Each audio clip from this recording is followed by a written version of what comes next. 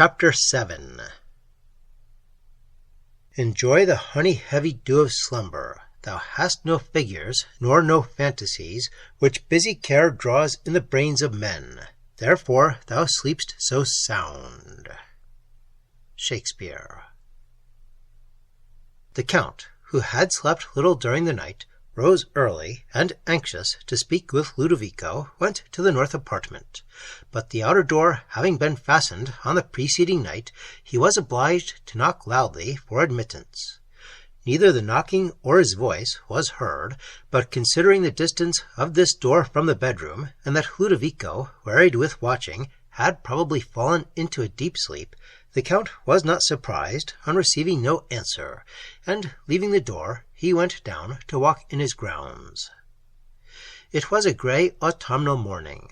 The sun rising over Provence gave only a feeble light as his rays struggled through the vapours that ascended from the sea and floated heavily over the wood-tops, which were now varied with many a yellow tint of autumn. The storm was past, but the waves were yet violently agitated, and their course was traced by long lines of foam, while not a breeze fluttered in the sails of the vessels near the shore that were weighing anchor to depart. The still gloom of the hour was pleasing to the Count, and he pursued his way through the woods, sunk in deep thought. Emily also rose at an early hour, and took her customary walk along the brow of the promontory that overhung the Mediterranean. Her mind was now not occupied with the occurrences of the chateau, and Valancourt was the subject of her mournful thoughts, whom she had not yet taught herself to consider with indifference, though her judgment constantly reproached her for the affection that lingered in her heart after her esteem for him was departed. Remembrance frequently gave her his parting look and the tones of his voice when he bade her a last farewell, and some accidental associations now recalling these circumstances to her fancy with peculiar energy, she shed bitter tears to the recollection. Having reached the watch-tower, she seated herself on the broken steps, and in melancholy dejection watched the waves, half hid in vapour, as they came rolling towards the shore, and threw up their light spray round the rocks below. Their hollow murmur, and the obscuring mists that came in wreaths up the cliffs, gave a solemnity to the scene which was in harmony with the temper of her mind, and she sat, given up to the remembrance of past times, till this became too painful, and she abruptly quitted the place. On passing the little gate of the watch-tower, she observed letters engraved on the stone postern, which she paused to examine, and though they appeared to have been rudely cut with a penknife, the characters were familiar to her.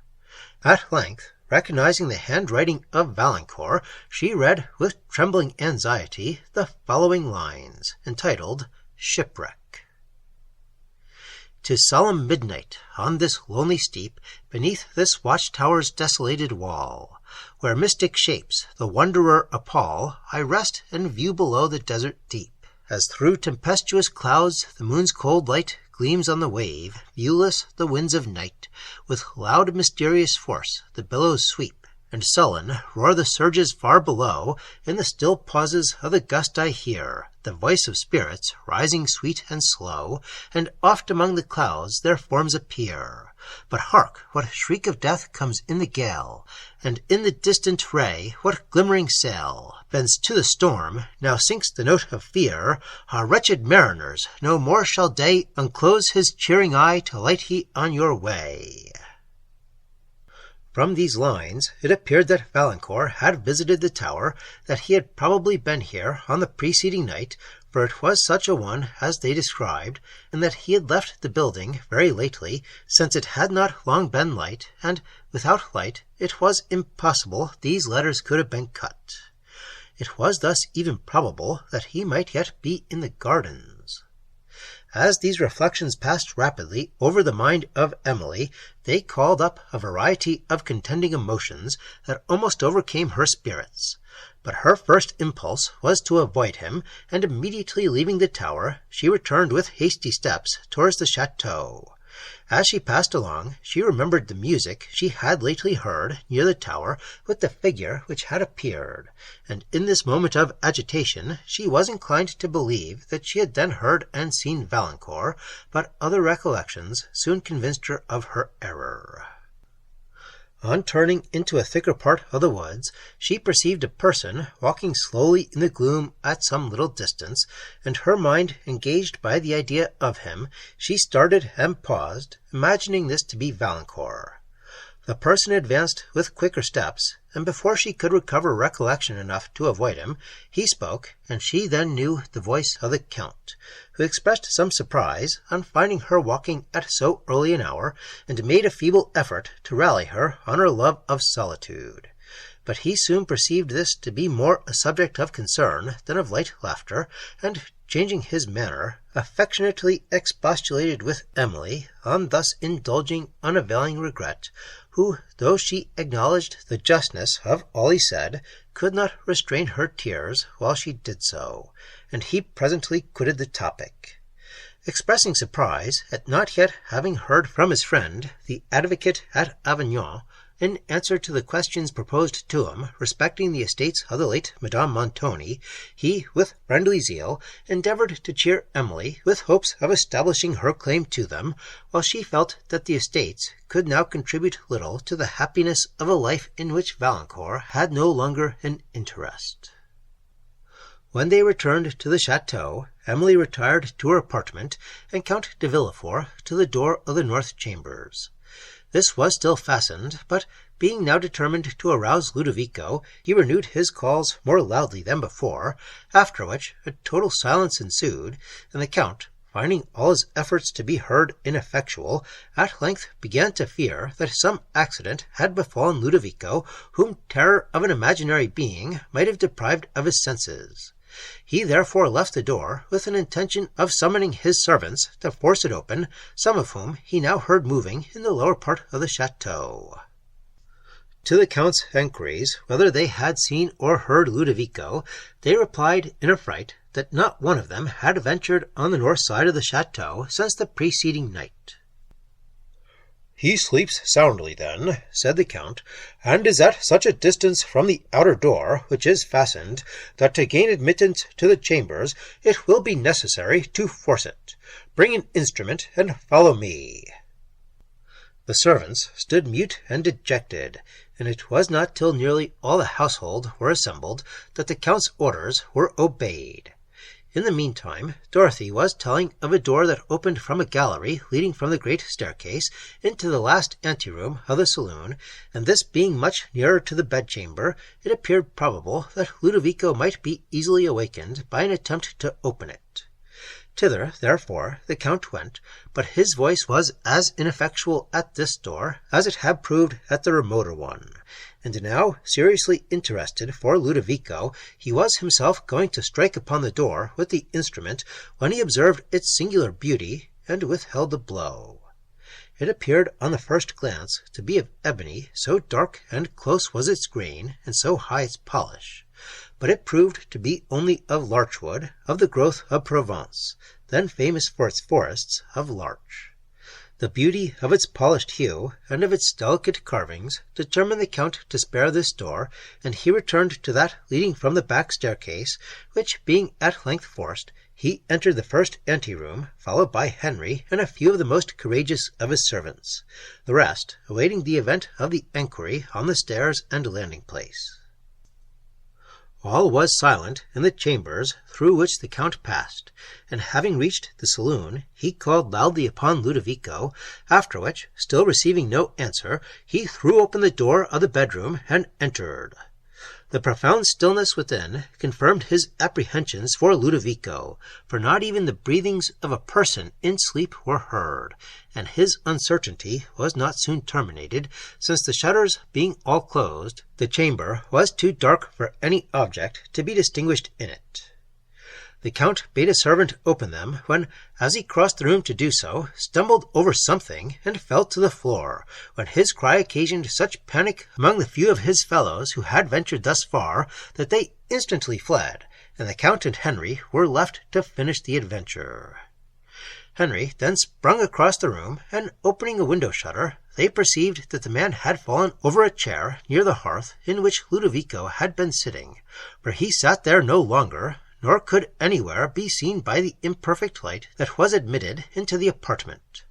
The Count, seriously alarmed, now opened other shutters, that he might be enabled to examine further, and Ludovico not yet appearing, he stood for a moment suspended in astonishment, and scarcely trusting his senses, till his eyes, glancing on the bed, he advanced to examine whether he was there asleep. No person, however, was in it, and he proceeded to the oriel, where everything remained as on the preceding night, but Ludovico was nowhere to be found. The Count now checked his amazement, considering that Ludovico might have left the chambers during the night, overcome by the terrors which their lonely desolation and the recollected reports concerning them had inspired. Yet if this had been the fact, the man would naturally have sought society, and his fellow servants had all declared that they had not seen him. The door of the outer room also had been found fastened, with the key on the inside.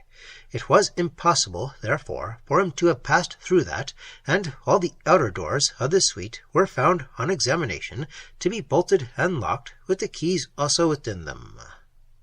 The Count, being then compelled to believe that the lad had escaped through the casements, next examined them, but such as opened wide enough to admit the body of a man were found to be carefully secured either by iron bars or by shutters, and no vestige appeared of any person having attempted to pass them. Neither was it probable that Ludovico would have incurred the risk of breaking his neck by leaping from a window when he might have walked safely through a door. The Count's amazement did not admit of words, but he returned once more to examine the bedroom, where was no appearance of disorder, except that occasioned by the late overthrow of the chair, near which had stood a small table, and on this Ludovico's sword, his lamp, the book he had been reading, and the remnant of his flask of wine still remained. At the foot of the table, too, was the basket with some fragments of provision and wood. Henry and the servant now uttered their astonishment without reserve, and though the Count said little, there was a seriousness in his manner that expressed much.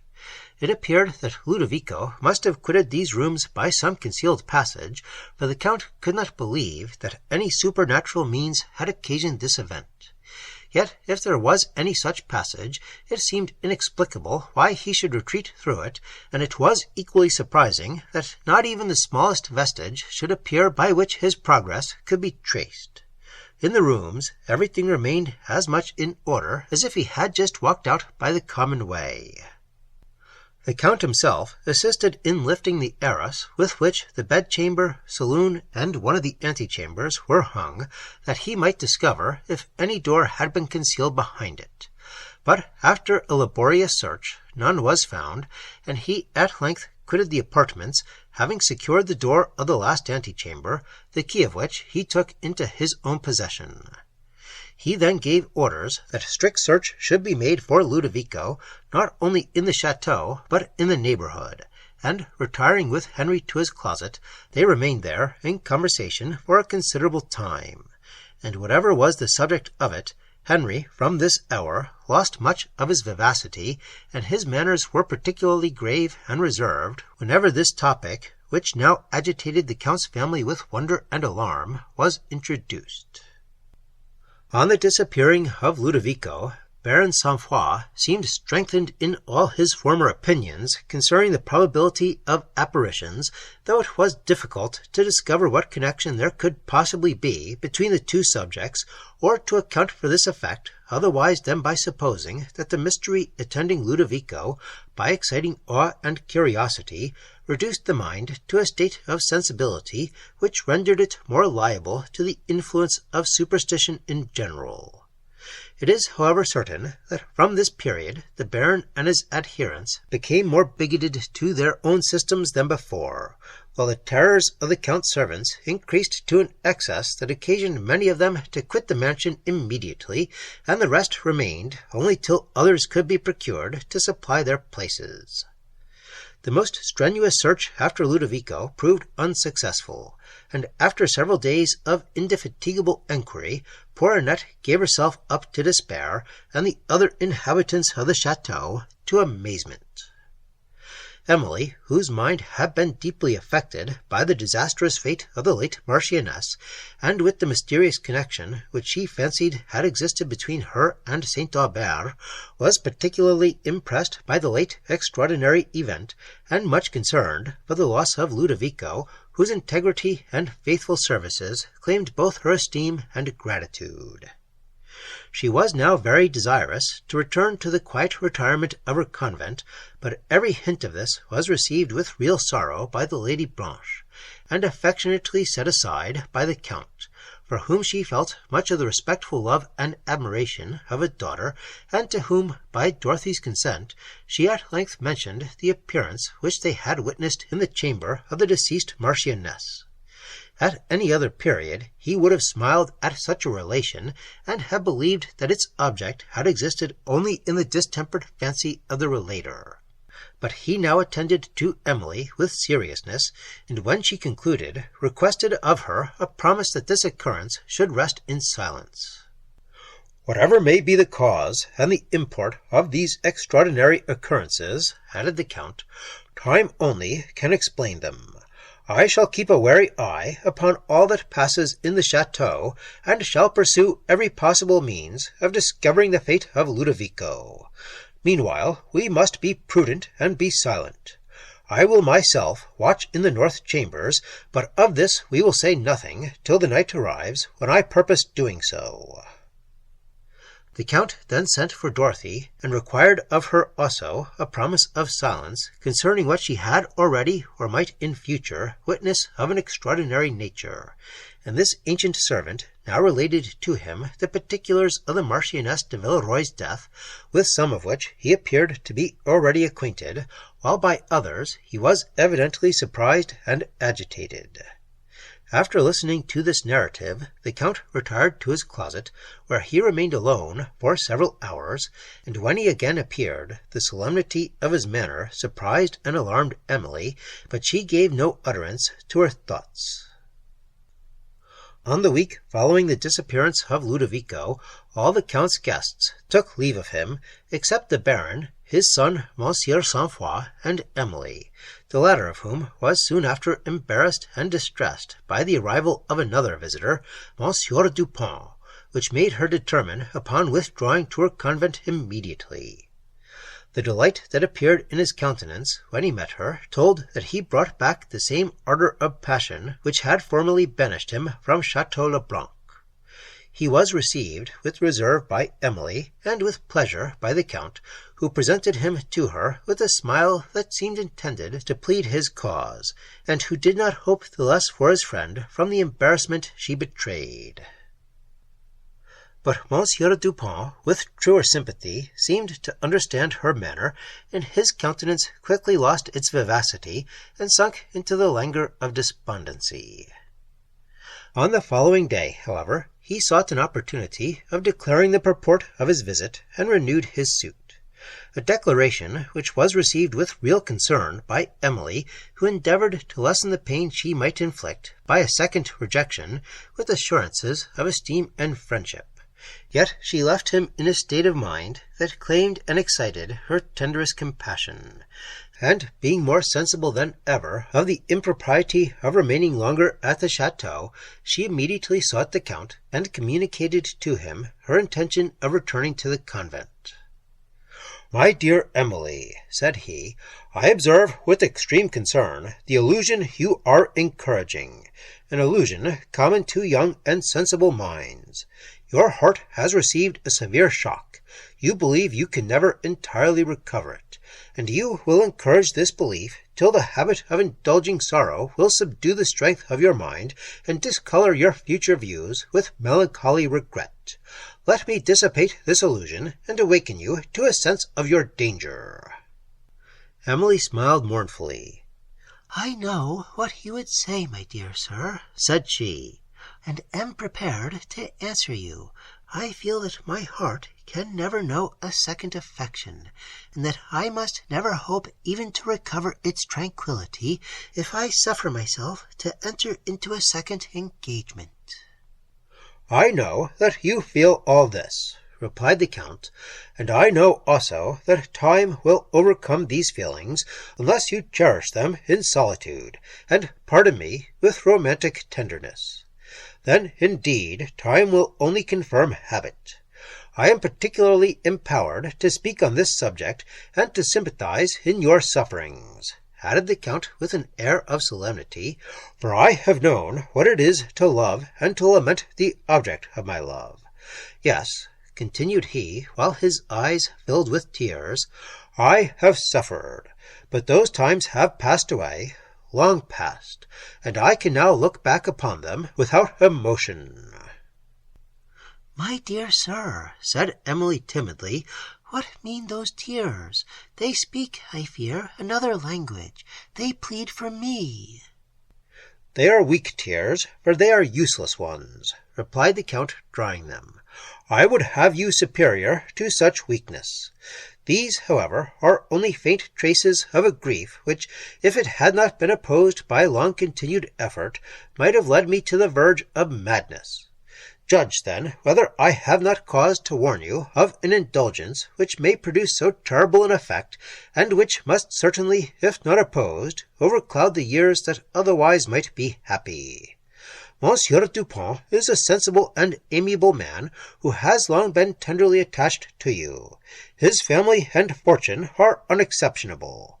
After what I have said, it is unnecessary to add that I should rejoice in your felicity, and that I think Monsieur Dupin would promote it.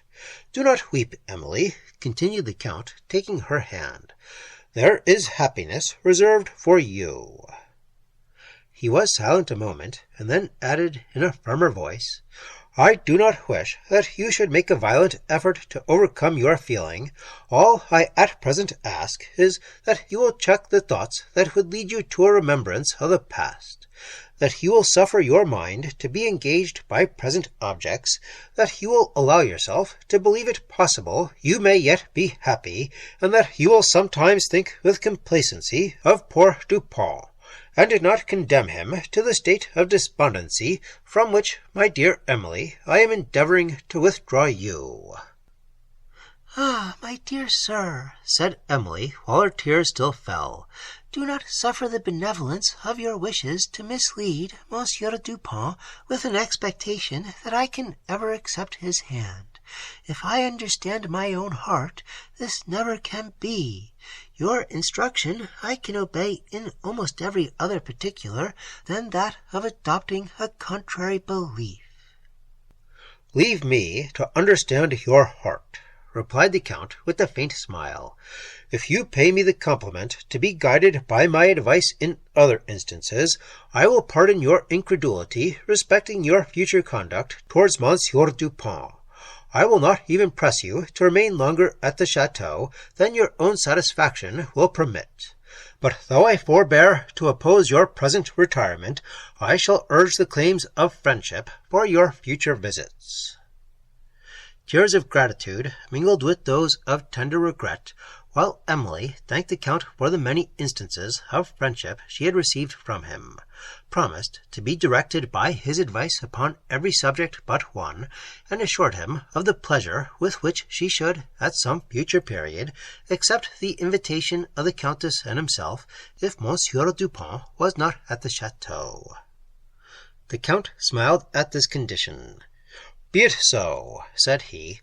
"Meanwhile, the convent is so near the chateau that my daughter and I shall often visit you, and if sometimes we should dare to bring you another visitor, will you forgive us?" Emily looked distressed and remained silent. "Well," rejoined the Count, "I will pursue the subject no further, and must now entreat your forgiveness for having pressed it thus far. You will, however, do me the justice to believe that I have been urged only by a sincere regard for your happiness, and that of my amiable friend, Monsieur Dupin." Emily, when she left the Count, went to mention her intended departure to the Countess, who opposed it with polite expressions of regret.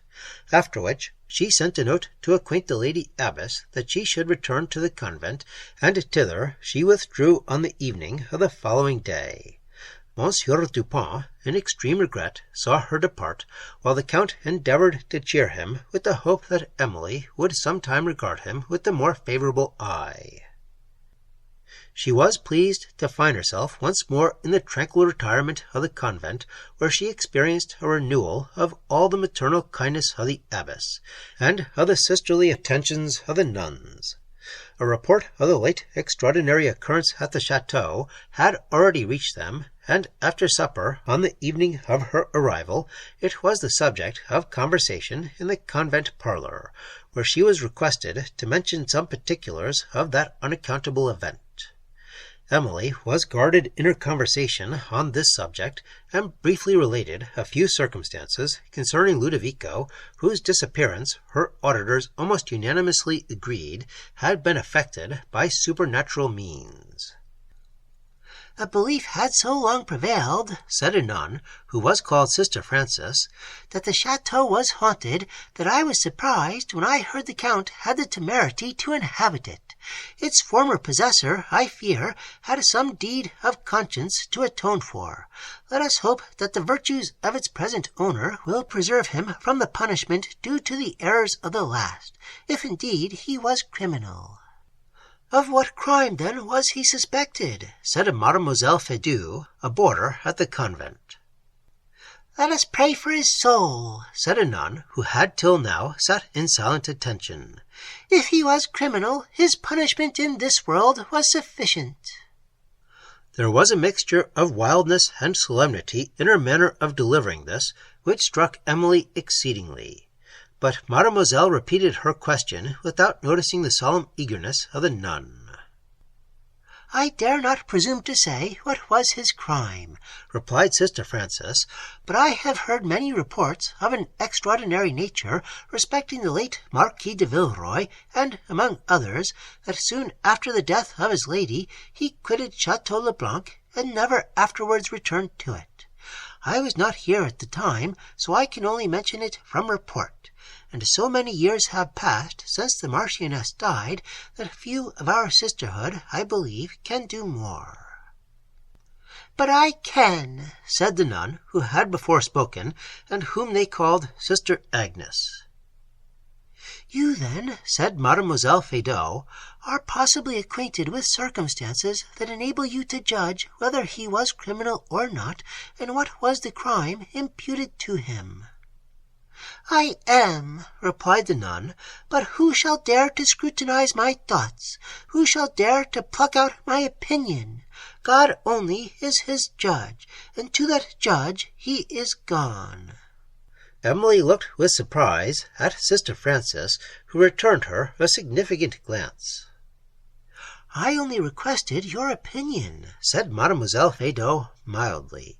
If the subject is displeasing to you, I will drop it. Displeasing, said the nun with emphasis. We are idle talkers. We do not weigh the meaning of the words we use. Displeasing is a poor word. I will go pray. As she said this, she rose from her seat, and, with a profound sigh, quitted the room. What can be the meaning of this? Said Emily, when she was gone. It is nothing extraordinary, replied Sister Frances. She is often thus, but she has no meaning in what she says. Her intellects are at times deranged. Did you never see her thus before? Never, said Emily.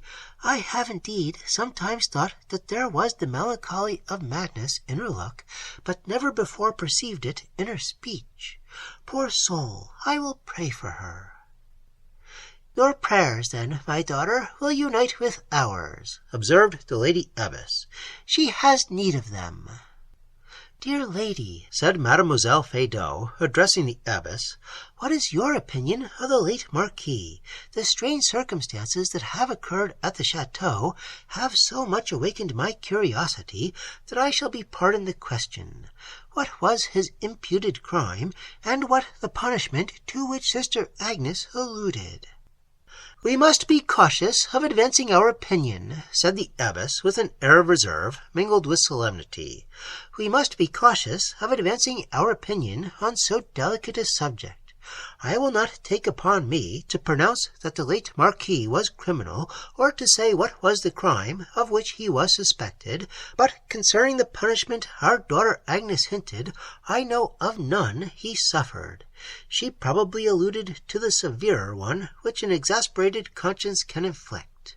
Beware, my children, of incurring so terrible a punishment. It is the purgatory of this life. The late Marchioness I knew well. She was a pattern to such as live in the world. Nay, our sacred order need not have blushed to copy her virtues. Our holy convent received her mortal part. Her heavenly spirit, I doubt not, ascended to its sanctuary." As the abbess spoke this, the last bell of vespers struck up, and she rose. "Let us go, my children," said she, "and intercede for the wretched. Let us go and confess our sins, and endeavor to purify our souls for the heaven to which she is gone." Emily was affected by the solemnity of this exhortation, and remembering her father, "The heaven to which he too is gone," said she faintly, as she suppressed her sighs, and followed the abbess and the nuns to the chapel.